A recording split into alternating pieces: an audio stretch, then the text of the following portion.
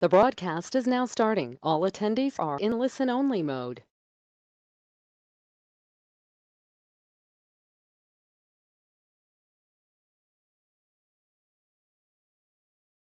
Good afternoon, ladies and gentlemen, and welcome to this afternoon's webinar on maximising your cyber incident response capabilities. We're going to talk through that whole challenge, but before we do that, just a brief outline of how we organised the webinar. You all have noted that you are muted. That's to avoid background noise and interruptions that can put everybody else off. You will probably find that you have, I hope you'll find that you have questions as we go through this webinar, which is going to take around about 45 minutes of presentation. There's then about 15 minutes available for Q&A. But if you do have questions, please, in your GoToWebinar control panel, there is a box in which you can type the question. Please do, as the question strikes you, put the question into the questions box. And when we come to that section of the webinar, we will pick them up, we'll share the question with you, and then either Cliff or I will answer it to you. And finally, after the webinar, it's a standard question we know everybody asks. Yes, a set of the presentation slides and the recording will go out to everybody who registered on the webinar. So IT governance and GRCI law, very briefly, just to set that scene. The parent company of both of those, GRC International Group, an AIM-listed organization, has a background of about 20 years, primarily through IT governance, the company that leads in the world of cyber defense in depth. GRCI Law is the group's specialist provider of privacy and security-focused legal advice, part of which is cyber incident response. And as most cyber incidents have a legal aspect to them, you can see the logic of why cyber incident response sits inside our GRCI law group. But we have, as I said, some 20 years of experience dealing with a broad range of cyber security, of the privacy components of that, of privacy and the cybersecurity components of that. We have about 12,000 clients across 5 continents and a comprehensive range of products and services in the very broad governance, risk management, and compliance suite. We've carried out about 1,500 penetration tests, just to give you a kind of flavor of the breadth of what we do. About 1,600 cybersecurity projects, about 5,500 organizations we've certified to Cyber Essentials. We have about 1,100 organizations that use our governance, risk, and compliance software. And we have hundreds of organizations who take retainer services primarily through GRCI law around areas like cyber incident response, data protection officer as a service, and so on. I'm Alan Calder, if you didn't already guess that. I set the business up originally some 20 odd years ago, and the work which I do and which the group does draws increasingly on the experience of everybody else inside the group, not just mine, in delivering ISO 27001 as one of our core services to clients, but the whole broad range of cybersecurity and privacy services. I write a lot. Those books get used fairly substantially, including in the Open University. And I'm fairly heavily involved in the development of training courses, as well as consultancy offerings and the general kind of things that go with knowing quite a lot about the business of getting cyber secure. And I hope that in the course of this afternoon's webinar, I'll be able to share with you some of that expertise. I'm going to hand you over to Cliff and then take you into the first part of this afternoon's webinar. Cliff. Yeah, thank you, Alan. Hopefully everybody can hear me. Good afternoon. So my name is Cliff Martin. I'm the head of cyber incident response in GRCI Law. So as Alan said, we are one of the companies within the global group. So I joined GRCI in April 2021. I originally joined IT governance, but because of an organisational change, then moved over to the GRCI law side, where we deal with the breaches and the cyber aspects to it. Before I joined the group, I worked in the defence sector for about nine years, both engineering and cybersecurity aspects. And then before that, I was in education, so I used to do teaching from IT perspective, and did a little bit of cybersecurity as part of that. I have experience in both IT and OT as well, so I can see the two different environments and how that can cause various issues, as you can imagine. So, as Alan said, let's dive into the first section of this webinar, which is first an introduction to cyber incident response management and why it's crucial for your survival. If you haven't guessed already, it's key. It's one of those areas that a lot of organisations leave till it's too late, which is not great. So hopefully during this webinar, it enforces why we should be doing it early. So the first slide, I'm not going to go through each example that's on this slide, but as you can imagine, 2023 has been a busy year so far. These are all the types of cyber incidents that have occurred just in sort of the past 6 months. And with the exception of maybe the school, which you can see on the right-hand side, these are quite big companies that you would expect to have the budget and the expertise and capabilities from both cybersecurity and an incident response perspective. But one thing to sort of note that these are the companies that you would expect to have it right. Your organisation might be a smaller one. You might be thinking, well, I don't really have the budget, but could you really survive if this was you? If your company was a headline in the news to say that you've been hacked. Now, it doesn't matter how well you manage the incident response, but this is a place that you don't want to be. Now, some of these companies have obviously done it correctly in terms of incident response, and some have just maybe not done it as good. I'm not going to go through specifics, as I said, but it's been a busy year so far. So having to think about this, if your organisation was to have a ransomware attack tomorrow, do you have the capability in place that you could actually react to that? Or is that maybe something you've got to go away and have a think about? So hopefully the rest of this webinar will go through what that means and the sort of things that you should really be thinking about now. So moving on to the next slide. So what is incident response management? So we're here to talk about incident response management and why it's crucial for an organisation, but let's set the groundwork. What do we mean by incident response management? Basically, this is the organisation's approach to having a structured and consistent approach to incident response, regardless of what challenges your organisation is facing. It could be as small as a phishing attack versus a full-blown complex ransomware attack that takes your organisation down for weeks on end. Having that plan in place that you can then bring up and say, right, this is how we are going to respond to that incident. And as you can imagine, this has to happen before an incident occurs. Too many organisations, we see that they start to put this incident response plan in place during an incident, which is just time-consuming, costly, and has a big impact on the organisation. You really want to have this in place so that you can react as and when it happens. So the primary goal of incident response is obviously to minimise the impact of a cybersecurity incident. Something's occurred. What are we going to do about it? Who do we need to talk to? Do we have any reporting requirements?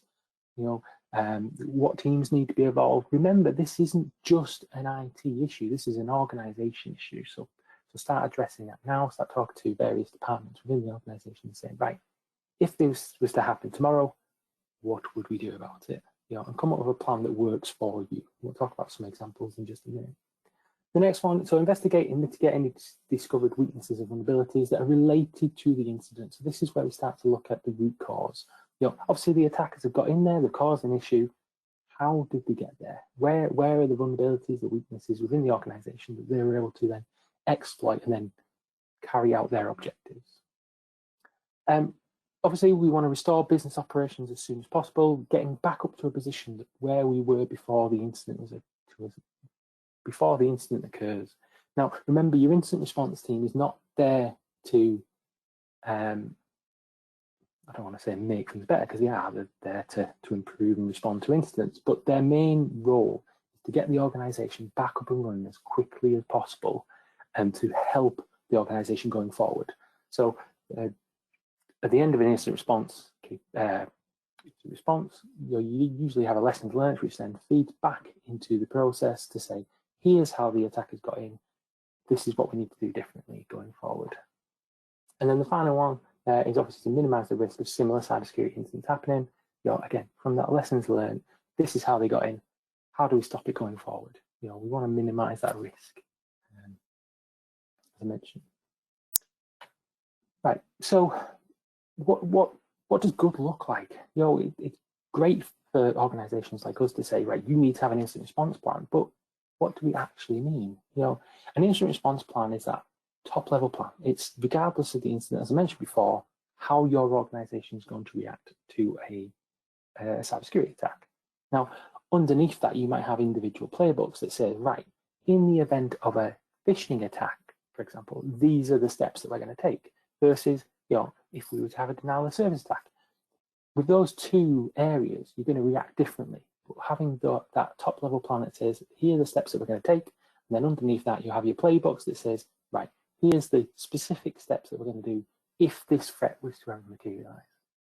And that's how they sort of fit together. Now, these should also be supported by other documents from the organization, like your vulnerability management, your business continuity, disaster recovery plans. All those should be working as one. As mentioned before, an incident response management, it's not just IT. It's got to be an organization's approach to incident response. IT will do a lot of the work. I was going to say most of the work, but it's not necessarily the case.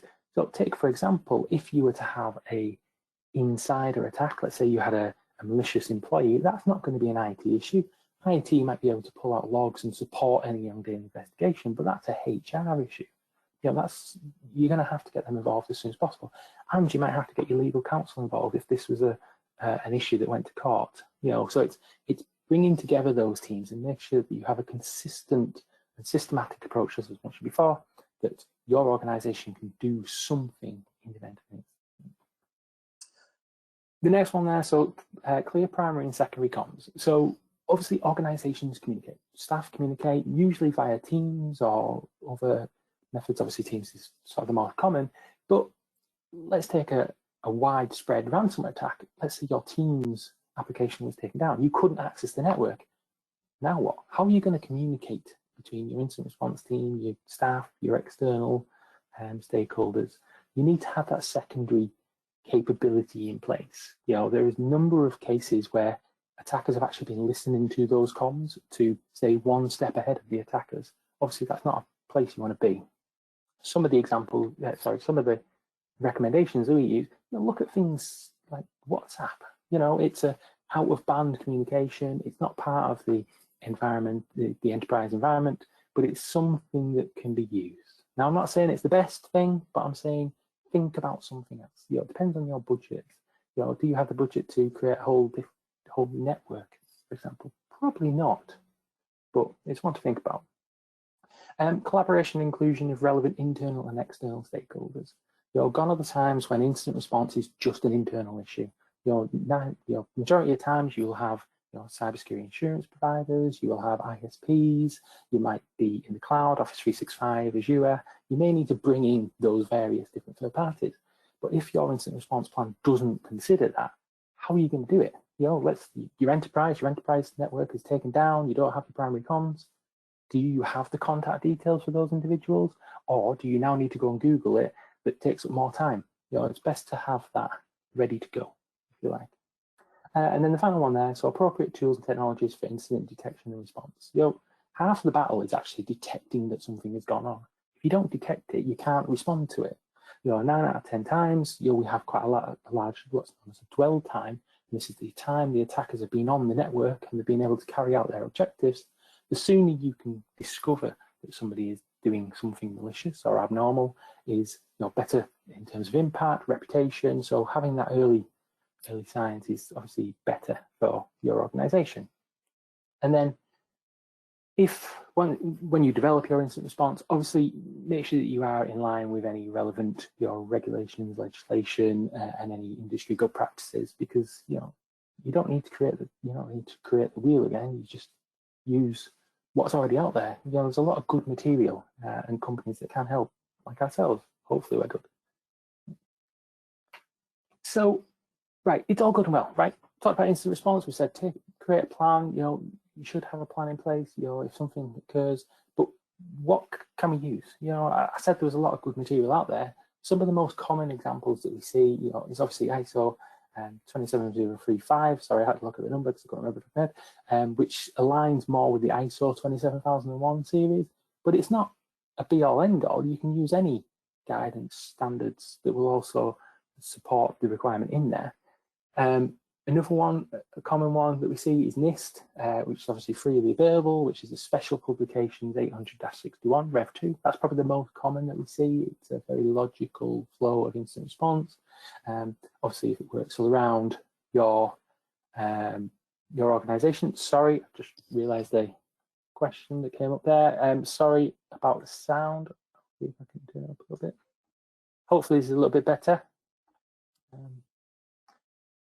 Sorry, a comment that came through was I was a bit quiet.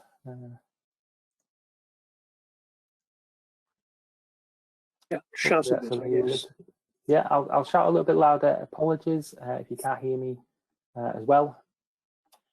The next one is CREST Incident Response Guide. So CREST produced this document that says, talks about 3 phases to incident response, and then underneath each, across all 3 of them, there's 15 steps that an organization should take and the actions that they should consider.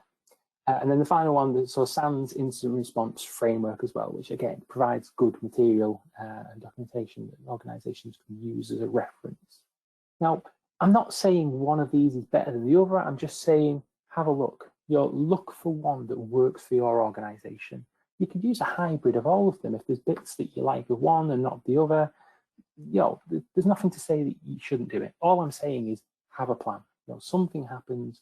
What are you going to do about it? So move on to the next one then. It's great. So I've talked about all the guides, the standards, the documents that you can use, but what you'll see quite quickly is the terminology used within each document is slightly different. Now they all mean similar things. They'll talk about the steps that you should take in terms of incident response, but what it basically boils down to is preparation. Being prepared for an incident. Have your plan. Have your playbooks. What about other documentation? How do you do patch management, vulnerability management? Threat intelligence, where are you going to get your information from? Your event logging management, all those sort of things all come together to give you a defense in depth approach to cybersecurity, which is great, and that's what we're all trying to do. We shouldn't be reliant on one control, and that's where we should look across things like people, processes, technology, and information. Having things across all puts you in a better and stronger position when it comes to cybersecurity. The next one is the identification. So we're prepared. We're ready for an incident to happen. We hope it doesn't happen, but something does. Something occurs. The first stage is we need to identify it happen and confirm that it's something. It's all good and well if staff report, oh, something suspicious on my machine. I think it's malware, but I'm not sure. We need to then go and verify and confirm that that's the case. So then we can take appropriate actions to obviously respond and mitigate that issue going forward. Once we've identified an issue, we've confirmed, we've verified that there's something that we need to look into. We then need to contain the incident. Now, this is where we will isolate specific devices. Now, when we talk about isolation and containment of issues, we generally say don't switch the device off because there's a lot of artifacts and evidence on those machines that can be used as part of an investigation going forward. So we always say disconnect it from the network, but don't switch it off unless it's absolutely necessary. There will be times when the risk is just too great. We've got to do it for whatever reason, but the general advice we give, just make sure that you are isolating, disconnect from the network, both the wired and the wireless network, and then contain it that way. So then if we need to do a forensic investigation, we have the best things in place that we can do. After we've contained the incident, we're happy that we've isolated that issue. We can then conduct our investigation, but we can also eradicate that issue. So if we've got something that's there that's not supposed to be there, we start to eradicate and get rid of whatever the issue is. If it's a phishing email, we just contain and we can get rid of it. If it's ransomware, it might be a bit more complex. We need to locate that malware or generally rebuild the system if we've got known good backups in place. And then we move to our recovery. So this is once we're happy that we've contained the incident, we've eradicated the issue, we can then put the systems, the compromised devices back into the business network. But first we need to be sure that we're happy that the systems are fit for purpose. They're working as they should have been. And this is where you might get end users, system owners involved and have sign off of various people within the organization. Obviously, that depends on your organization, the governance that you've got in place and the change management procedures. But it's one to think about. And then the final step there, so post-incident activities, right? We've done great. We've done a great job in incident response. Do we just leave it there? No, we want to learn from that. We want to say, right, this happened. We don't want it to happen again. How did it happen? What do we learn from this experience? What do we need to do differently going forward? Now, anything that comes from the post-incident activities, it might be that you need some new equipment, you need some new capabilities, training for staff. It might just be that you need to update your processes, how you do things. All this should then feed back into your preparation stage so that next time you have an incident, the impact is minimized. Yeah. Okay.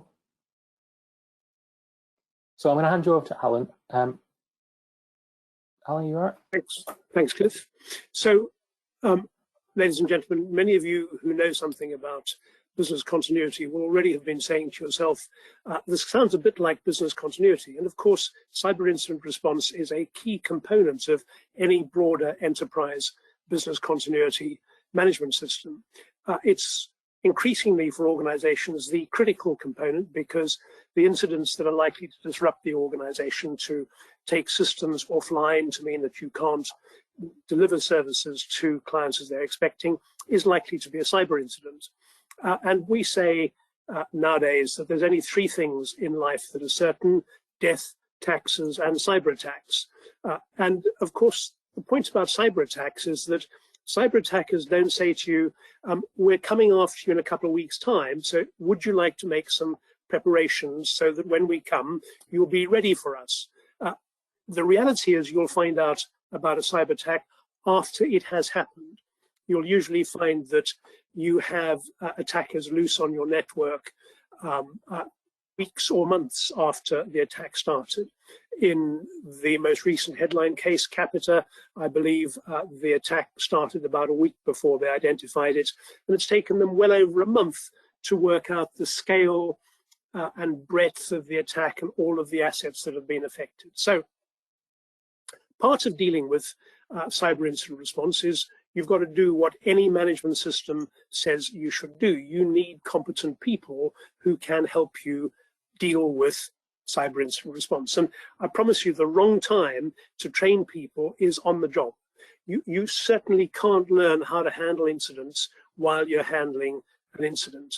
The reality of a cyber incident is that, imagine a normal tech team dealing day to day with what's going on inside the organization.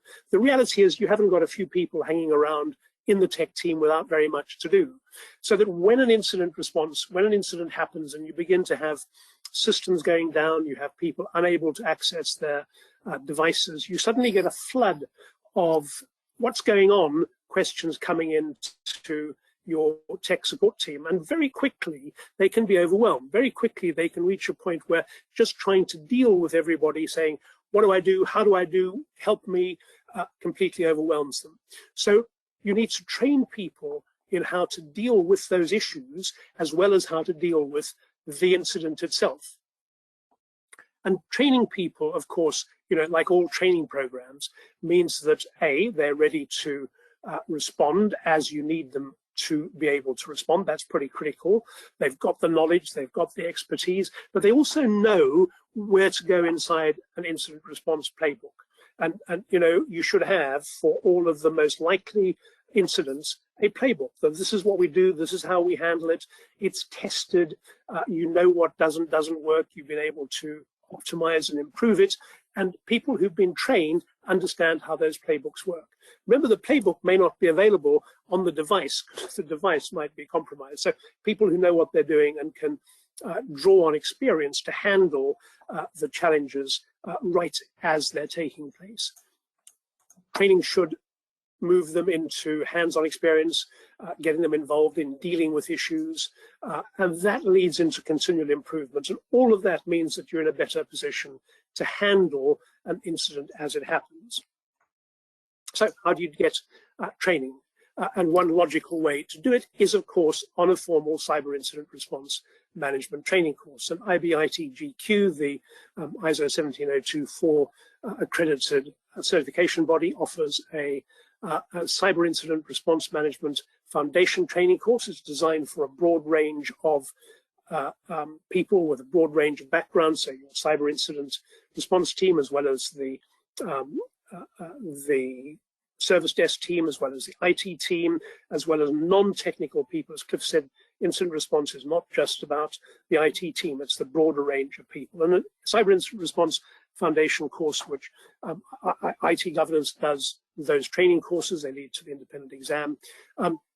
Everybody can learn about the typical makeup of cyber incidents, the way in which threats emerge, the way in which they escalate, the different ways in which you should respond, the different stages of an incident response process, what the interface is between incident response and digital forensics. How do you deal with the investigation phase, which needs a level of expertise that most organizations typically don't have? How do you put together, develop, test, work through an incident response plan? What's the relationship between your incident response plan and a business impact analysis? How do you make sure that you've identified systems most likely to be impacted by a cyber attack?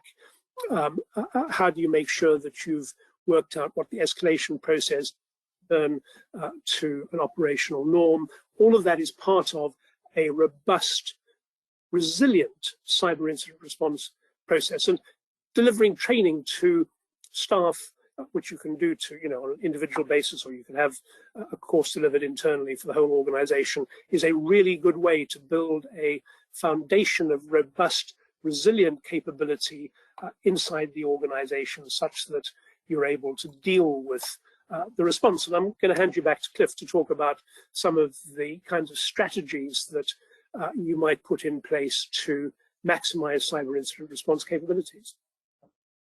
Yeah, thanks, Alan. Sorry, I'll hold this up because hopefully it helps a little bit better. So we're gonna talk about the key strategies. We're gonna repeat some of the stuff that we have said up to now in terms of the preparation and getting ready for an incident. But hopefully this answers a couple of the questions that I've just seen coming in as well. So what can we do in terms of the strategies for an organisation? What could we do better in terms, or what could we do, in general for cyber incident response? So hopefully this is clear, but being proactive when it comes to cyber incident response is key. We've got to have our plans, our procedures, our playbooks in place. We've got to have the right tools, the ability to detect incidents before it actually happens. If we don't have that, we're already starting on the back foot. We need to make sure that we are proactive when it comes to incident response and cyber security in general. But in terms of the key strategies, so yeah, have a plan, have the playbooks, have the relevant documentation in place. And I know before I was talking about vulnerability management, patch management, business continuity, disaster recovery, but things like your backup and recovery procedure. You're hit with a ransomware attack. Do you even know if your backup and recovery procedure is okay? Your backups are okay? Could you restore back? Have you verified, confirmed?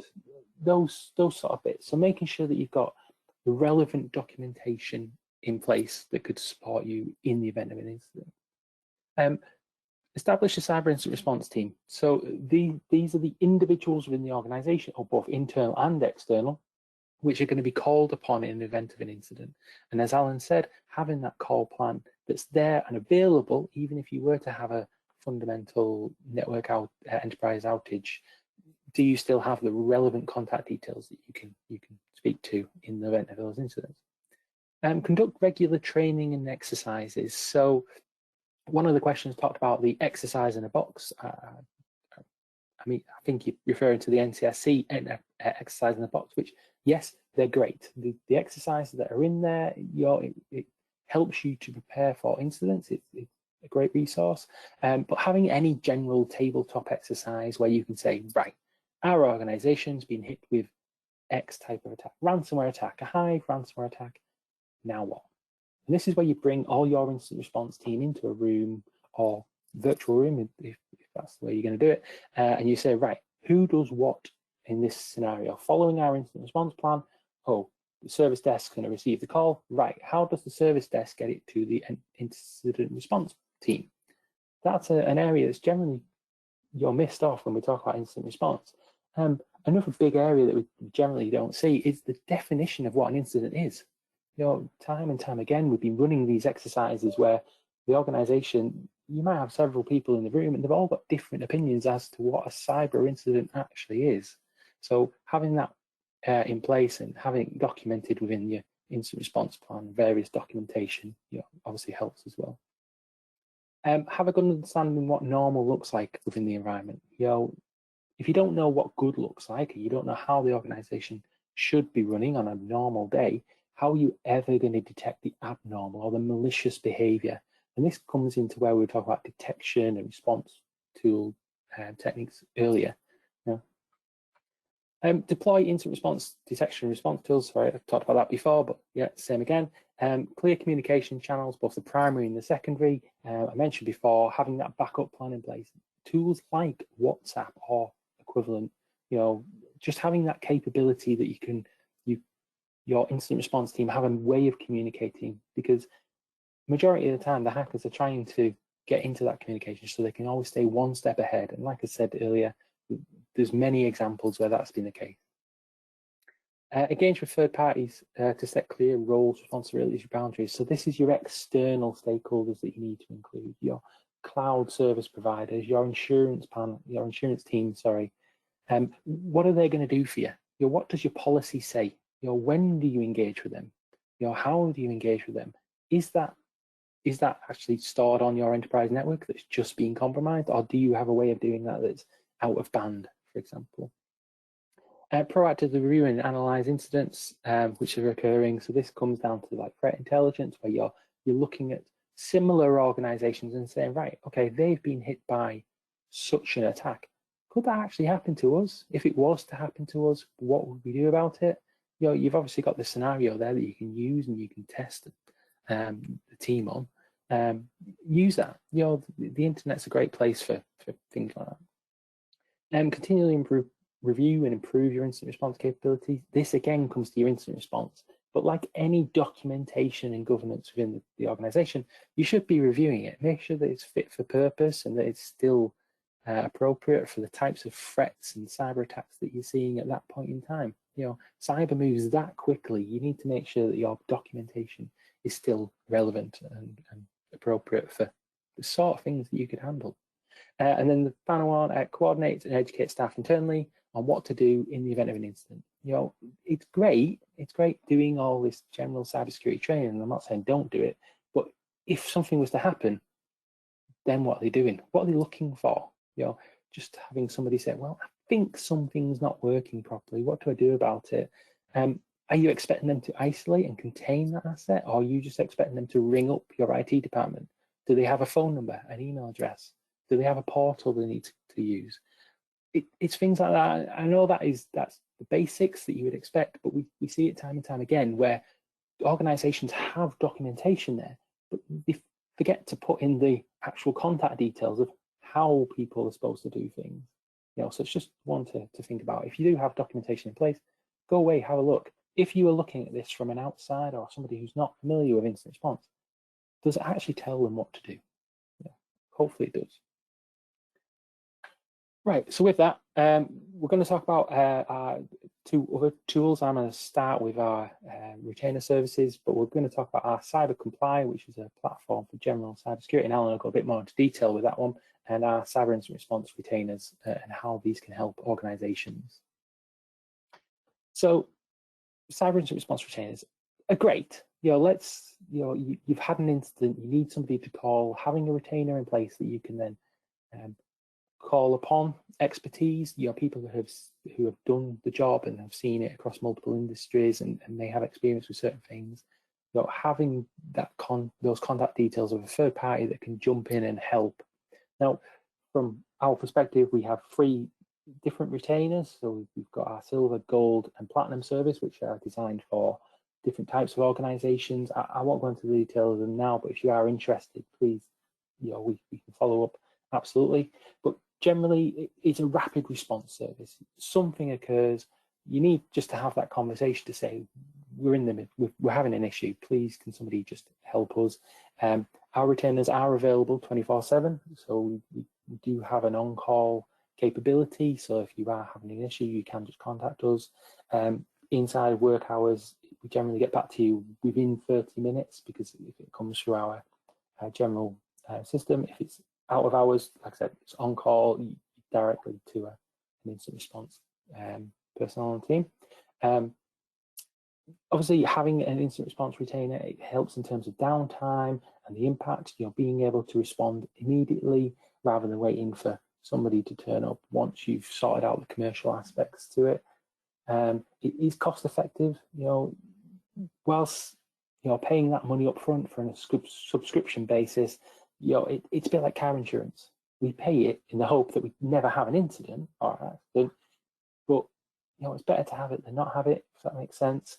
And it's generally cheaper if you do it through a retainer service rather than through an emergency capability when you've had an incident, because there's a lot of other stuff that needs to go on as well. And it provides a proactive approach to incident response. So it's you're doing something about it. You've got that capability in place. You've got the phone numbers that you need to contact. You can contact them directly and say, I'm having an issue, please can you help? And we're on it straight away. We're going. And with that, I'll pass you on to Alan, who will talk about our cyber comply towards that. Thank you, Cliff. So, folks, the reality with most cyber breaches, cyber incidents, is that there is, to one extent or another, personal data that is compromised, whether it's a couple of records or a couple of 100,000 personal records, with the reality, therefore, that almost every cyber incident has the possibility of being a GDPR breach, and there's no difference currently, UK or EU GDPR, in respect of how data breaches are handled, nor, assuming the UK Data Protection Bill goes through in something like its current form, will there be much of a difference. And one of the requirements of GDPR, which not many people are aware of, is that if you have a data breach, you have to keep a record of how you respond to it.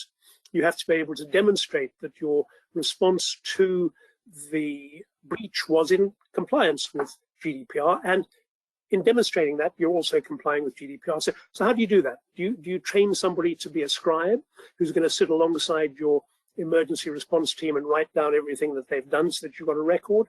That's kind of painful and difficult. The alternative, the automated alternative, is to use something like the cyber comply data response or incident response module.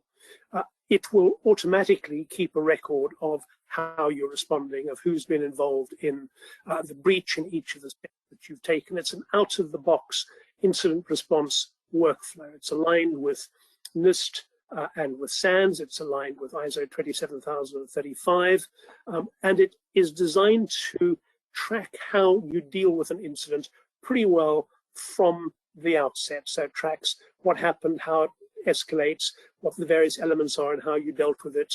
It notifies stakeholders about incidents. It keeps a proper incident log with a complete audit trail. That means that the one thing you don't need to worry about while dealing with an incident is compliance with GDPR, because the software is doing it for you. It's a low-cost way of achieving quite a high-cost objective. But of course, it does much more than that. It's part of the Cyber Comply platform.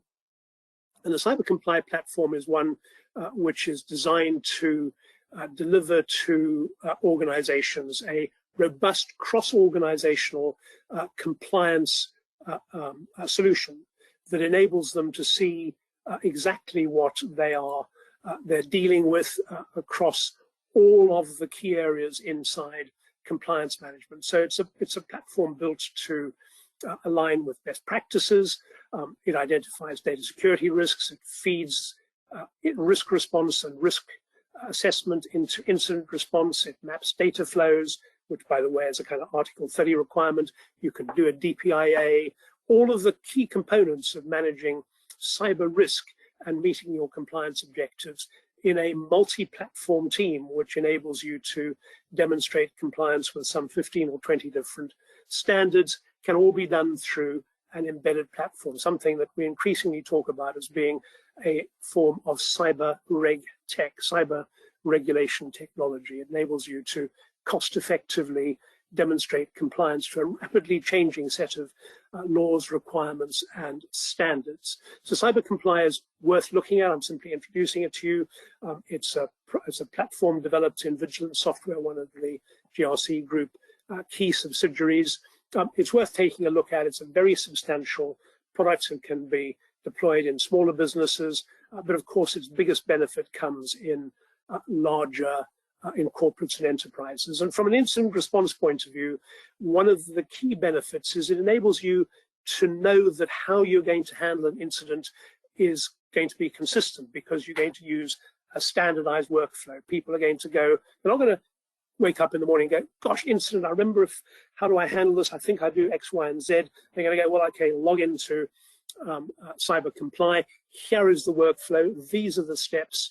This is how we deal with it. Here is the data that I need to be able to manage the incident, which gives you a faster time to response, a far more robust and resilient response than you would get if you were building it by yourself, if you were relying on having the right person available at the time of the incident. And of course, that's one of the many challenges of effective incident management, that the right person could be on holiday or ill, out of the country, or just not available, or dealing with a second incident. So a platform removes those kinds of inherent risks, enables you to really deal with the incident in a way that enables you to progress rapidly to solve it, to identify where the breach occurred, to close it down, to get systems back up and running, and get yourself back to the point where you are dealing effectively with clients. But also, if you have to report it to the ICO or to a supervisory authority, you've got the information that enables you to do so in a way that minimizes your exposure in that aspect of the breach as well.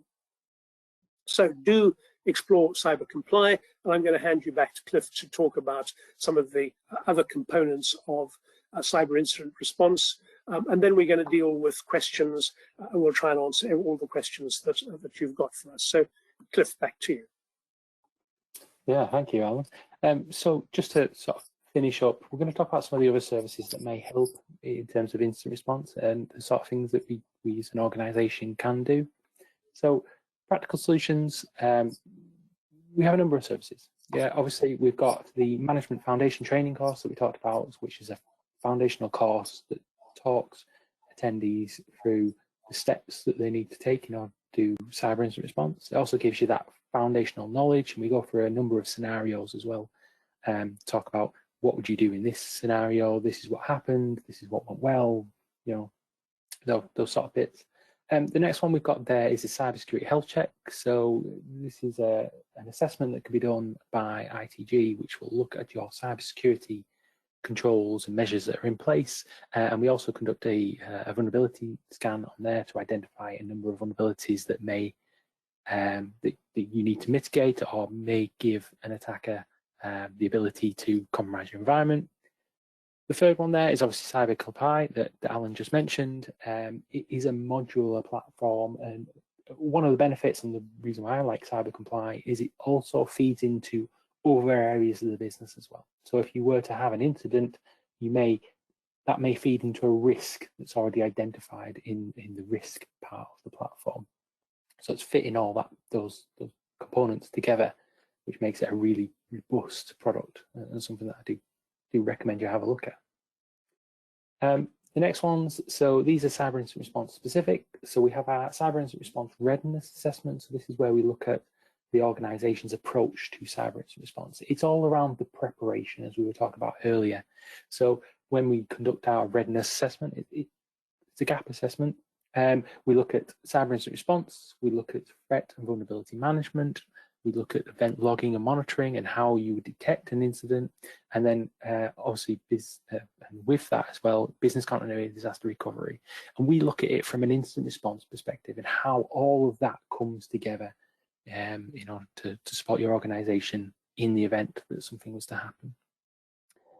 The middle one there is obviously tabletop exercises. We've talked a lot about scenarios and exercises and testing your incident response capability.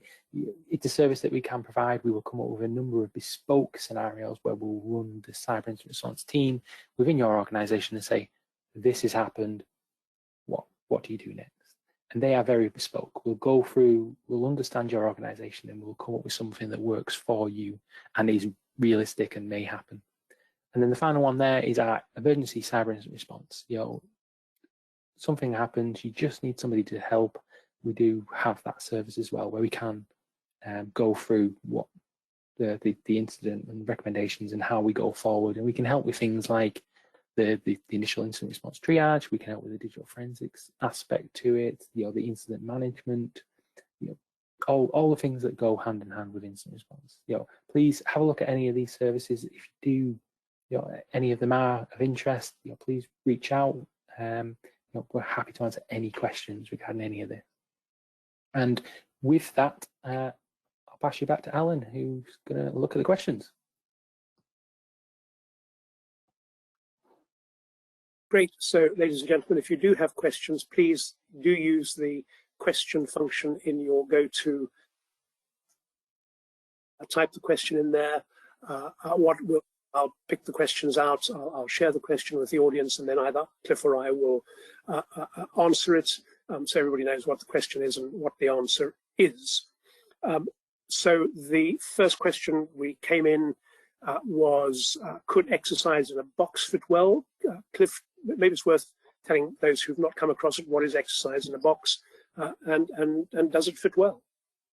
Yeah, so I mentioned this, I seen the question coming earlier, so I tried to include it in the bits we were talking a little bit earlier. But yeah, and the exercise in the box is an NCSC tool set where they will provide you with a number of scenarios similar to the tabletop exercises and get you to think about how your organization will respond to these. These are very generic scenarios, which are great, don't get me wrong, they're great. But think of it from the context of your environment. It might be worth looking at the exercise in the box, looking at the scenarios that they provide, and then tailoring them for your organization, right? Because, you know, 9 out of 10 times there may be things that you come across and you think, well, that's never going to happen for this reason. Okay, what happens if that reason doesn't exist, or that reason broke, or it's configured incorrectly, or the attackers have just switched it off? Which happens? You know, it's going through those and using that resource for your instant response capability and improving how you do things. Yeah. Okay, thank you. I hope that answered that question. How does a cybersecurity incident response plan run alongside the standard incident response plan? Not every service outage is a security issue. And my answer to that would be simply that you train everybody on your service desk to respond to issues, to incidents. You have all incidents reported through a standard process. And then your incident response people, your service desk people do triage. They go, this one is more than a service outage. This is probably a cybersecurity incident, and they escalate it to your cyber incident response team. That's the way to handle it. You simply say to everybody across the business, you don't need to decide what this is. If it's an issue, an incident, this is where you report it to, and you train the people who are taking the reports on what to do and how to escalate. Cliff, I don't know if you'd have a different view on that. I completely agree with what Alan said then. The only thing I would add, remember, this is having an incident response plan is your top level overarching document. Regardless of the issue that you're facing, this is the steps that you are going to take. Underneath that will be the details. So as Alan said, make sure that your service desk are trained in order to react. But this is why the triage is really important. And you are right, not all incidents are cybersecurity related. It could just be, you know, a power failure, for example, but you're still going to have to triage. You're still going to have to take you're still going to have to do something in order to say, well, it's just a power outage. We don't need to include our incident response team, but this is what we need to do. Yeah. Very good, thank you. The next question, we are a hybrid working company and use a cloud-based system. Do people print contact details and keep paper copies in home offices in case the system is compromised? What systems should people use as a backup for communication if we cannot access emails and systems as normals? We do have a team WhatsApp. And I would kind of say, if you're going to rely on printed documentation to deal with an incident, you're going to have a different incident, which is that your printed documentation will be out of date. Invariably, that's keeping printed documentation up to date is hugely difficult, particularly if you've got a hybrid working from home environment. Some people won't even have the documentation with them when they're not wherever it is they are normally, and you will then have a struggle to make things work as you need to work. So the answer is use a cloud-based system, enable people to access it from a different device. So it doesn't just have to be a corporate device. If your corporate systems are down, enable them to log on using a personal device. Think through all of those issues as part of your incident response planning. Those are logical things to go, what do we do in X scenario or Y scenario? You test it out, you work it out, you make sure you know how people are going to handle it before it happens. Cliff, that's my version of an answer. What do you think? Yeah, I completely agree with what you said then. The only thing I would say is think about it from a risk perspective. You said that you've got a team WhatsApp group. Is there a possibility that an attacker could get in that group somehow? Is it managed by an individual who monitors and adds people to the group, or can people just generally join? Generally managed by somebody, but just in case. As Alan said, having the capability that you can locate your plan regardless of what's happening. Cloud sounds good. Very good. Would it make sense just to rely on systems like S1? I'm at a loss because I'm not sure what a system like S1 is. Cliff, do you know what S1 is? I'm not sure what. So if the asker of that question wouldn't mind adding a supplementary question, just explaining what S1 is, then we'll pick that up and answer it. What do we think about topics like red and blue teaming? Cliff, what do you think of red and blue teaming? Great, right. The great if done properly, right. There's a good presentation by one of the SANS instructor that says, right, what is the purpose of red? Red is there to make blue better. It's there to ensure that the organization and the risk to that organization is minimized as much as possible. Now, red teaming is a great thing. It's thinking like an adversary and it's trying to do something to meet certain objectives, but it's there to make blue better. It's there to make the organization better to detect and defend and respond to certain things. On the other hand, blue could also make red better if that's the type of organization that you are. If you're a pen testing offensive organization, then yeah, great. Hope that answers the question. Good, thank you. I'm struggling, is our next question, to identify the right level of granularity for playbooks, i.e. how specific to make the playbooks in terms of systems and threats. More granular feels helpful for giving clear steps, but I'm concerned about documentation overload. Have you any advice?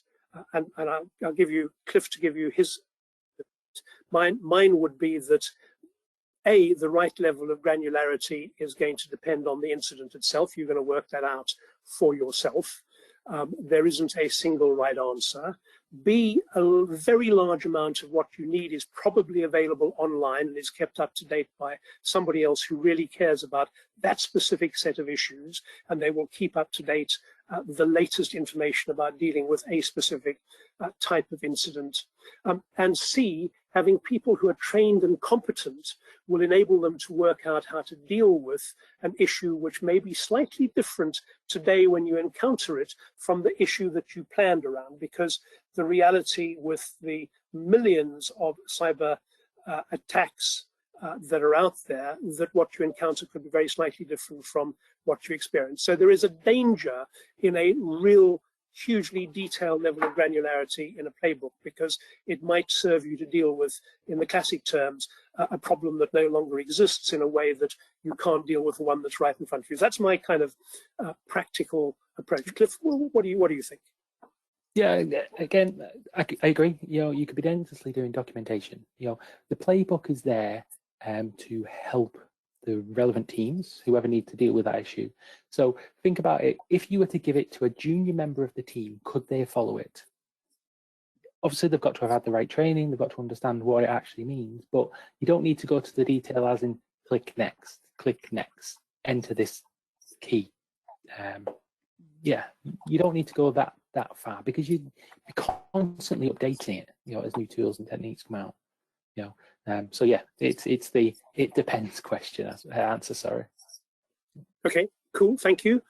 So the answer to S1 is that it's Sentinel-1. It's an endpoint detection and response piece of software. My own view is you deploy them depending on your assessment of the risks, but all it is a piece of EDR software. It's not an incident response tool. Cliff?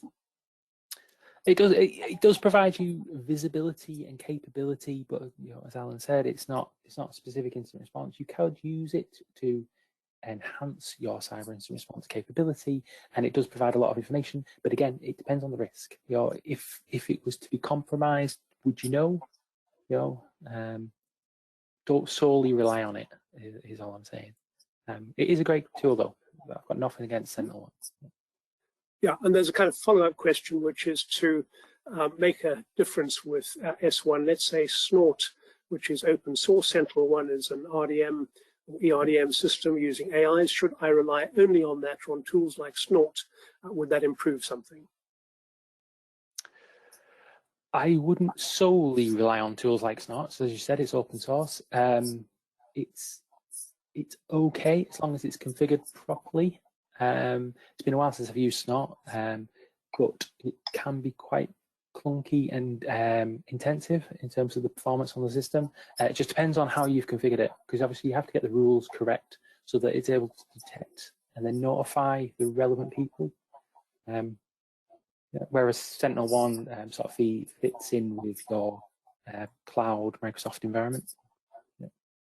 Yeah, and of course, for me, the broader point is that what software tools you deploy as part of your cyber defense in-depth strategy is going to depend on your own risk assessment, on the crown jewels or critical assets that you want to protect, on how you see an attack developing, on how you want to deal with it.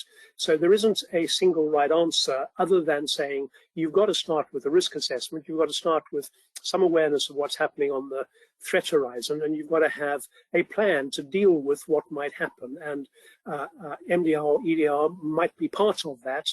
And in thinking through how that's going to do, you're going to ask yourself the exact questions that you are, and you're going to test the kinds of responses that you get as part of your planning. It's not something where there is a, yep, that's always the right answer, because your own circumstances, which include your budget, your competences and skills, all of those are components of how do you deal with the threats that you've identified that might compromise your business, and what are you prepared to spend on doing so. So, as Cliff says, they probably form part of what you're doing, properly configured, properly tested, but you need to have thought it all through as part of a proper plan. And that kind of leads into another question, which is, should an incident response plan have a time scale for each of the response steps, or does each step simply take the time that it takes? My answer to that is, well, that kind of depends on whether your customers are going to put up with it taking as long as it takes. Most business continuity plans will start with a business impacts analysis, which says, if the system is down for yay amount of time, what's the impact on my business? How long can I afford to have it down? And then you'd set a target for a return to some kind of minimum level of operation, and a target for a return to full operation after that. And then you'd build your incident response plan, your recovery plan on the basis of achieving those targets. And so my advice would be, don't work on a basis that'll take as long as it'll take, because you might not be in business by the time you're finished taking as long as it takes. You need to be very clear about what it is you're trying to achieve. Businesses go out of business because of cyber attacks, because they don't have proper incident response plans. They take as long as they take. There's one organization, they had 3 companies in trying to work out what had gone wrong, and by the time they'd worked out what had gone wrong, their main customers were already saying, we're away from here, we're out, and they closed. You need to have thought through, be very clear about what your time to recovery is, and you need to have built and tested your plans around doing that. Cliff, you're more of an expert. I look at manager's perspective and how on earth does the business survive. You're more of an expert on cyber incident response than I am. What would you say? I don't think I would say anything different. I think it does feed in with your business impact assessment, as you were talking about. The only thing I would add is, as part of your incident response plan, make sure that you are looking at how you would prioritise certain areas of the business. If it was to come under a cyber attack, what would you do? Would you deploy additional resource in order to mitigate or respond to that issue? But again, it comes down to your business impact assessment. What is your priority? What is your crown jewels? Yeah. And folks, we're pretty well out of time. One last question has come in, a quite sensible one. What happens if your online resource is also compromised? Shouldn't you then have paper? That's a very sensible set of what ifs. You need to work through those what ifs. Part of thinking about an online resource is, can I have an online resource which is unlikely to be part of the cyber attack? And a third party provision is unlikely to be part of your cyber attack. Yes, I know if you've misconfigured your own cloud environment, you could be in trouble. But using, like Cyber Comply, a third-party tool which is not part of your environment, is unlikely to be compromised in something which compromises you, is probably how you deal with that risk. But as I said, everybody's got to work out those issues for themselves. Folks, we're out of time. I'd like to thank you all very much for coming on the webinar today. I hope you found it useful. We've put up our various contact addresses in the UK and the EU and the US. You can get us by email, by telephone, by a number of social media routes. Please, if we can help you deal with, well, we can't help you with death, can't help you with taxes, but we can help with cyber attacks. If you'd like us to do that, if there's anything we can do, please give us a shout. We'd look forward to being able to help you stay in business and continue providing to your clients all of the good services that you do. Thank you very much for being with us today. Have a good afternoon. Bye-bye. Thank you. Bye-bye.